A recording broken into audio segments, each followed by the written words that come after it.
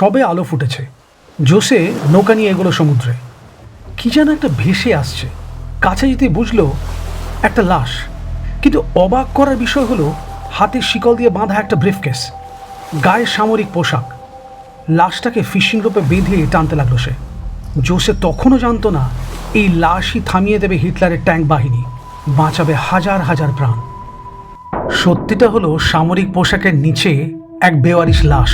কিন্তু স্পেনের উপকূলে এলো কি করে? ব্রিফকেসে এত মিলিটারি ডকুমেন্ট, পকেটে প্রেমিকার চিঠি, অথচ তার কোনো প্রেমিকাই নেই। মৃত্যুর পরও রেহাই পায়নি সে। আর তার উপরে দায়িত্ব পড়েছে পৃথিবীর সবচেয়ে ভয়ঙ্কর ডিক্টেটরকে বোকা বানানোর। লন্ডনের একটা মর্গ। এসে পৌঁছলো দুজন MI5 অফিসার। কয়েক সপ্তাহ ধরে বিভিন্ন মর্গে ঘুরছে তারা।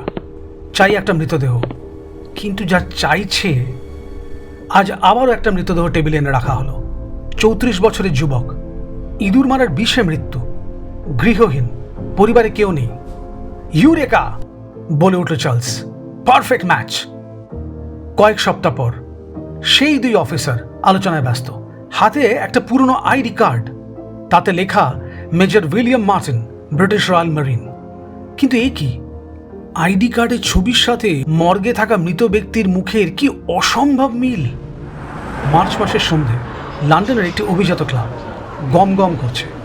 আর ঠিক কয়েক পা দূরেই সবার অলক্ষ্যে ব্রিটিশ সিক্রেট সার্ভিসের অফিসে বসে আছে তিনজন। না, আরও একজন আছে, ক্যাপ্টেন রনি রিড। হঠাৎ করে তাকে দেখে চমকে যেতে হয়। এই যেন মর্গের সেই মরা বেঁচে উঠেছে। চলছে সব থেকে কঠিন কাজ, ওই মৃতদেহকে বাঁচিয়ে তোলা।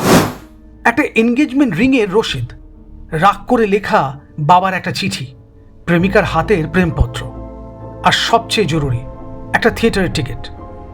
একটা গোটা পরিবার, পুরো জীবন, সব ভুয়ো। আর ঠিকানা লন্ডনের নেভাল মিলিটারি ক্লাব। রেজিস্টারে ব্যাকডেটেড এন্ট্রি, কাগজে কলমে যেন এখানেই থাকতো মার্টিন। 17 এপ্রিল 1943 লন্ডনের মর্গে এসে পৌঁছল এক বিশেষ ধরনের এয়ারটাইট কন্টেনার, ভেতরে বোঝাই করা ড্রাই আইস। কন্টেনারে তোলা হলো সেই বেওয়ারিশ লাশ। 19 এপ্রিল স্কটল্যান্ডের ডকইয়ার্ড থেকে ব্রিটিশ সাবমেরিন HMS শার্প ডুব দিল আটলান্টিক মহাসাগরের অতল অন্ধকারে।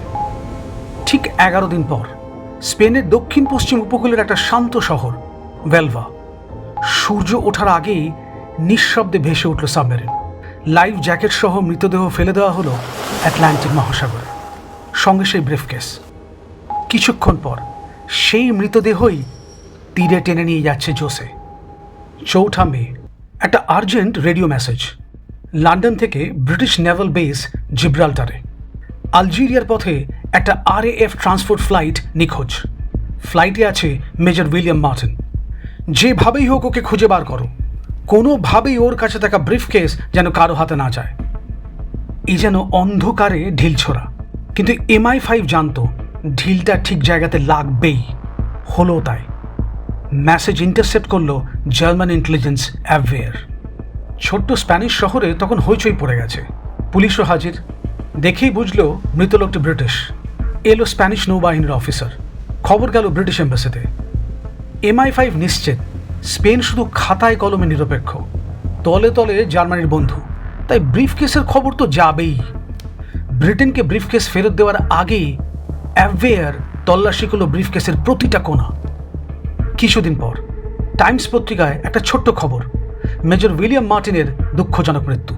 ওদিকে ব্রিফকেস ফেরত পেতেই ব্রিটিশ ইন্টেলিজেন্স নিশ্চিত ফাঁদে পা দিয়েছে জার্মানি। কিন্তু MI5 বুঝলো কি করে? একটা মাস্টার প্ল্যান। চিঠির ভেতরে থাকা একটা আইল্যাশ, সেটা কিন্তু মিসিং। ঠিক সেই সময়ই জার্মান গোয়েন্দা বিভাগের সিক্রেট মেসেজ ইন্টারসেপ্ট করলো ব্রিটিশ ইন্টেলিজেন্স। ব্যাস, 2-2 4। রিপোর্ট পৌঁছলো বার্লিনে। তারপর সোজা অ্যাডলফ হিটলারের টেবিলে। আদেশ দিলেন হিটলার। সবচেয়ে শক্তিশালী ট্যাঙ্ক ডিভিশন মার্চ করলো গ্রিসের দিকে। বাড়তি সেনা পাঠানো হলো সার্ডিনিয়াতে। সিসিলির প্রতিরক্ষা ততক্ষণে অনেক দুর্বল হয়ে পড়েছে। আসলে সিদ্ধান্ত নিচ্ছিলেন হিটলার, কিন্তু পেছন থেকে কলকাঠি নাড়ছিল অন্য কেউ। জুলাই 1943 অ্যালাইড ফোর্স সিসিলি আক্রমণ করল। ঠিক 1 মাস পর জার্মানি পরাজিত হলো। স্পেনের হুয়েলভায় আজও একটা কবর আছে, সমাধি ফলকে লেখা মেজর উইলিয়াম মার্টিন, রয়্যাল মেরিনস। এমন একটি নাম যার অস্তিত্ব কোনোদিন পৃথিবীতে ছিলই না। কিন্তু সেই বেওয়ারিশ লাশ, সে কি সত্যিই বেওয়ারিশ ছিল? প্রায় 50 বছর পর পৃথিবী জানতে পারে তার আসল নাম, গ্লেন্ডার মাইকেল, যাকে বেঁচে থাকতে কেউ মনে রাখেনি। মৃত্যুর পরে হয়ে গেল এক অবিশ্বাস্য অভিযানের নায়ক।